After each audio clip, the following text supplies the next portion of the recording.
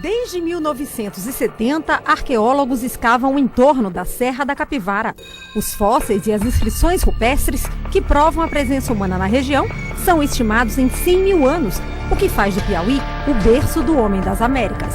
Já a origem do Estado em sua organização política e social é bem mais recente, mas também é contada por objetos e registros recuperados por pesquisadores. Algumas cartas e mapas estão na Biblioteca Nacional no Rio de Janeiro.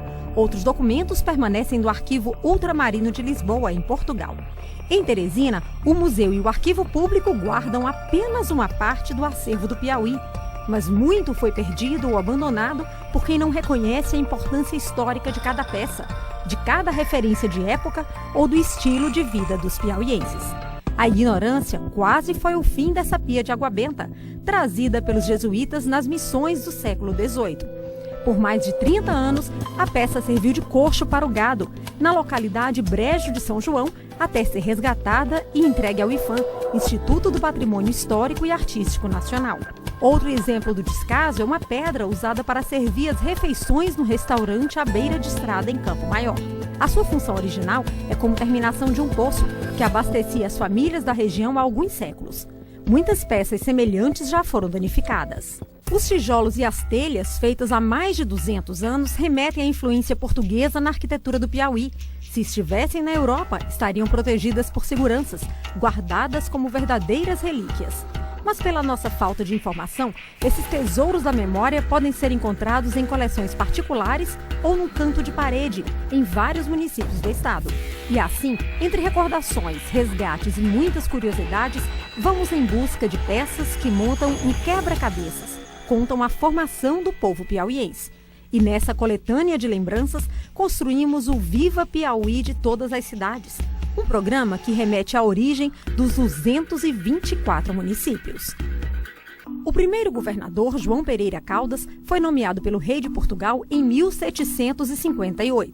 Naquela época, o Piauí tinha algumas fazendas de gado instaladas pelos colonizadores, capelas fundadas por jesuítas e unidades militares que mantinham os nativos sob controle. Ao tomar posse na capitania, João Pereira Caldas encontrou uma única vila. Oeiras se tornou a sede do governo. Ele confiscou os bens dos jesuítas e elevou outras 6 freguesias, comunidades que cresciam em torno das igrejas, à categoria de vila. Distribuídas de forma estratégica, elas marcaram a presença do governo português em todo o território do Piauí. É a fundação desses municípios, que completam 250 anos em 2012, que você vai conhecer hoje. Parnaguá, Jerumenha, Campo Maior, Parnaíba, Castelo do Piauí e Valença do Piauí foram instalados entre junho e setembro de 1762.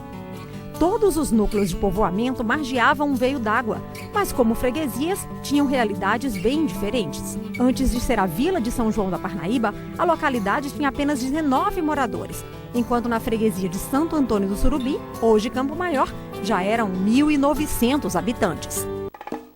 João Pereira Caldas determinou que em todas as vilas fossem erguidos prédios públicos como a Casa de Câmara, a Cadeia e o Pelourinho. Fotos tiradas há algumas décadas mostram construções que não resistiram ao progresso, como essa sede do Poder Executivo que foi demolida, ou imóveis que mudaram de função.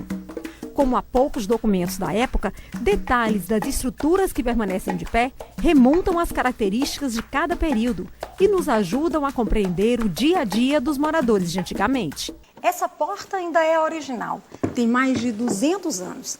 Na época, os ferrolhos, as fechaduras, eram feitas assim, entalhadas em madeira. E estavam tanto do lado de fora, como do lado de dentro do cômodo. A carnaúba, mais baixa do que o teto, servia para sustentar as redes, já que não existiam as ferragens como o armador que a gente conhece hoje. E por toda a casa, tinham pedras fixadas nas paredes, que era parte do mobiliário doméstico. Tanto pequena assim, como enormes, como essa aqui, usada para colocar roupas, celas ou outros objetos. Mas nem tudo está como era. Essa foto, por volta de 1980, mostra a mesma casa, uma das únicas fazendas no Piauí, que mantinha as características das propriedades rurais de Portugal. Agora, ela perdeu a frente histórica, que tinha o peitoril elevado. Todas essas informações foram reunidas aqui por um arquiteto. Há 40 anos, ele se dedica a descobrir informações sobre os primeiros núcleos de povoamento do Piauí. Visitou mais de 800 imóveis em 40 municípios. E o resultado é essa obra, Carnaúba, Pedra e Barro, na capitania do São José do Piauí, do professor Olavo Pereira da Silva Filho, uma obra em 3 volumes, e com ela ganhou um prêmio do Ministério da Cultura pela pesquisa, acervo e inventário do patrimônio histórico e cultural do Piauí. Professor, o fato do senhor ter nascido também numa fazenda histórica, aqui onde a gente está hoje, na Fazenda Rocio, em Campo Maior, foi decisivo para o senhor ir tão fundo nessa pesquisa? Acredito que sim, porque a convivência com o meio rural, com a paisagem, com a coletividade, com a vida urbana também, né, as relações com as edificações, dos espaços, né, dos sistemas construtivos, à medida que você vai também trabalhando isso profissionalmente, né, já tinha embutido isso em toda essa compreensão, né, do significado dessas edificações tradicionais. O livro foi editado em Minas Gerais, onde ele se especializou em preservação de prédios históricos, mas aqui o coração bate mais forte. O arquiteto passeia pela casa e revira lembranças. O universo particular emociona o homem que nasceu e viveu entre esses corredores. Quando nós fomos embora, em 64, eu fiquei uns 4 anos sem voltar.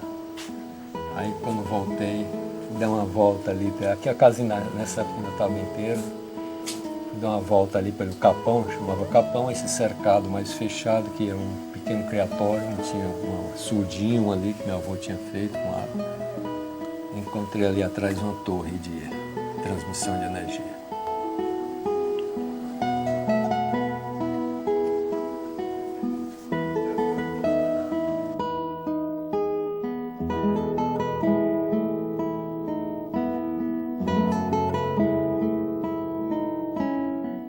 E com essas páginas, os olhos mareados e uma lição de esperança, Olavo Pereira nos dá o fio condutor do Viva Piauí de todas as cidades.